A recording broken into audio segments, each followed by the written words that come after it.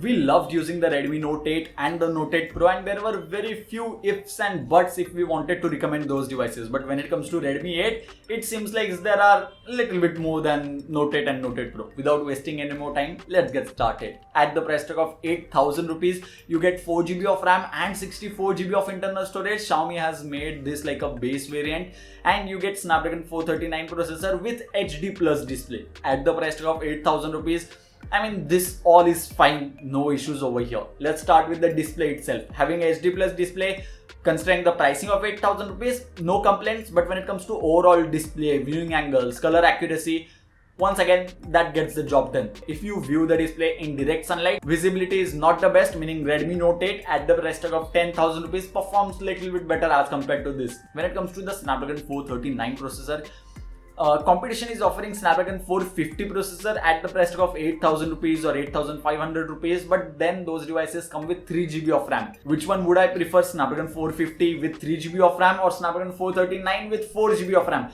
This is little bit confusing, but Snapdragon 439 with 4GB of RAM will perform better in long run as compared to Snapdragon 450 with 3GB of RAM, considering both these devices will be optimized equally well. But that's not the case with Snapdragon 439, unfortunately.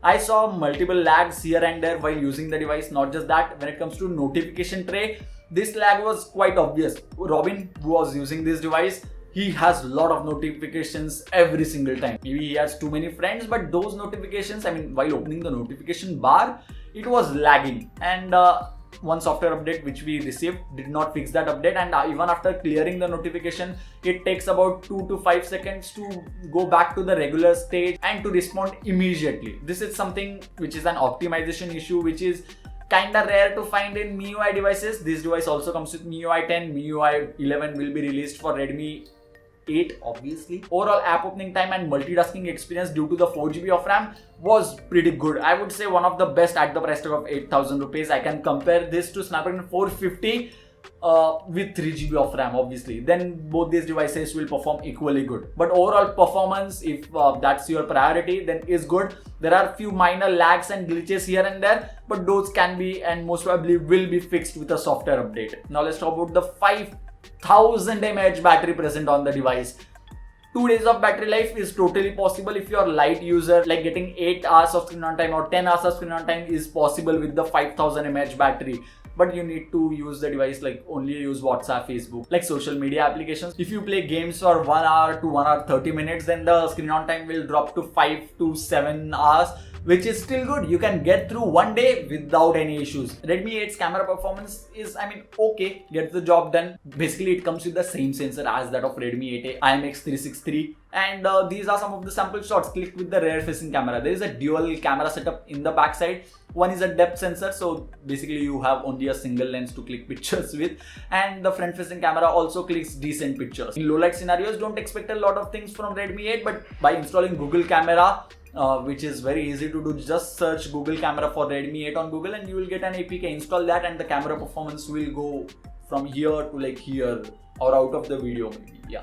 My uncle lost his phone, so his son, meaning my cousin, called me and asked me which phone to buy under 10,000 rupees. I immediately suggested Redmi Note 8, and that's the device which I'll suggest if your budget is 10,000 rupees or if you can stretch it to 10,000 rupees. And he immediately said that no, we were thinking about Redmi 8 because my dad needs battery life and Redmi 8 comes with 5,000 mAh battery. If you are one of those people who needs very good battery life, then Redmi 8 is the device to go for sure. Like, I would any day recommend Redmi 8 over Note 8 or Note 8 Pro if battery life is your topmost priority. I mean, not Note 8 Pro really, but over Note 8, yes, any day if battery life is your priority. Not just that, it supports 18-watt fast charging as well, but the fast charger is not pre-included in the box. In the box, you will get a regular 10-watt charger. You will have to invest 500 rupees extra and buy the 18-watt charger for the Redmi 8, and it will charge the device in 2 hours and 30 minutes maximum from 0%. And the direct link to buy the charger and this device is present in the description box below. Redmi 8 comes with a fingerprint sensor, and that's a good thing. It has little bit of depth to it as compared to Redmi Note 8. And when it comes to unlocking, the device is locked right now. I'll keep my finger and the device gets unlocked pretty quickly. It's not as fast as Redmi Note 8 or Note 8 Pro. but it gets the job done. Definitely faster than Redmi 7. When it comes to face unlock feature, the device is locked once again. I'll look at it and the device gets unlocked. The device is locked, I'll look at it and the device gets unlocked once again. When it comes to Snapdragon 439 and MIUI 10, I feel like little bit of optimization is needed, as I mentioned earlier as well. The small lags and glitches, the fingerprint sensor response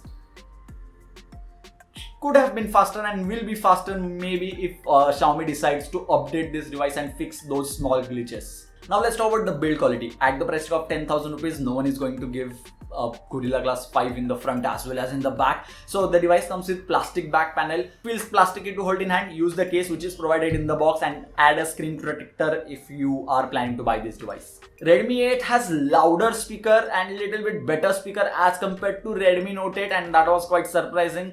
I mean, that's a good thing if you're planning to buy the Redmi 8. The device also comes with USB Type-C port. This year, Xiaomi launched all the Redmi 8 series of devices with USB Type-C port, including Redmi 8A, and Redmi 8 is no exception to that. As there is dual SIM card slot, means dual 4G dual voltage supported, dedicated microSD card slot is also present. Call quality was good as well. It was much better as compared to Note 8. Note 8 received a software update to fix the call quality, but this one comes with good quality. So it's like Redmi Note 8 had bad call quality, this one has good call quality, this one has bad performance. I mean, small glitches here and there, but Redmi Note 8 has very good performance. And I guess that's pretty much it for the review of Redmi 8. When it comes to buying this device, I would highly recommend you to see if you can extend your budget and get the budget to 10,000 rupees and buy the Redmi Note 8, which is an ultimate budget device in my opinion. Price to performance ratio is fantastic with that. Not just that, when it comes to competition with Realme 5 or other devices, when those are in sale, will cost you much less as compared to 8,000 rupees. If Realme 5 4GB RAM variant comes down to let's say 8,500 rupees or 8,000 rupees, then that's little bit better deal in my opinion as compared to Redmi 8. And I guess that's it. Like the video if you enjoyed it, subscribe to the channel if you haven't already, press the bell icon so that you will get notified next time I upload a video like this one. So yeah, thank you guys, thank you for watching.